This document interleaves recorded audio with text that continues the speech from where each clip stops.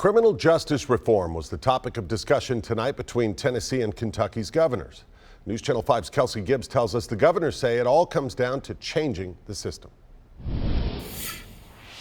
The goal is a reduction of crime. The goal is less victims.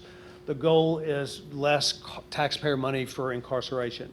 Governor Bill Lee says Tennessee and the country hasn't met their goals. The things that seemed like a really good idea in the 70s and that was going to solve the problem, it hasn't worked. Governor Lee and Kentucky Governor Matt Bevin met at Belmont University in a discussion co-hosted by Men of Valor and Right on Crime. The topic, a system in need of changing. Because the system needs to be fixed. I would not say that it's completely broken, but it does lie in dire need of repair. What we've been doing hasn't worked. And the sort of tough on crime without being smart on crime has resulted in increased violent crime, increased incarceration rates, increased costs to taxpayers. Both governors say more needs to be done, especially in lowering recidivism rates, protecting the wrongfully accused, and taking a deeper look at sentencing guidelines. So I'm going to stand up a sentencing integrity unit that's going to go back and look at things, not just any and everything, but things where there seems to be really good reason to look at something. Governor Bevin also discussed the push for free public transportation up to a year for newly released inmates.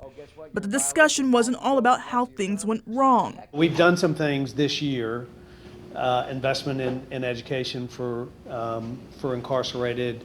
We've invested in this year's budget, and we've invested in the alternative sentencing, strengthening mental health courts, drug courts, veterans courts. Nevertheless, both men agree they want to see more changes in Kentucky and in Tennessee. In Nashville, Kelsey Gibbs, News Channel 5.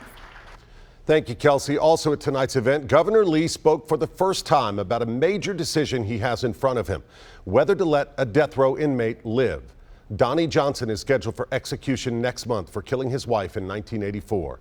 It will be the governor's first chance to decide whether he should commute a death sentence to life in prison.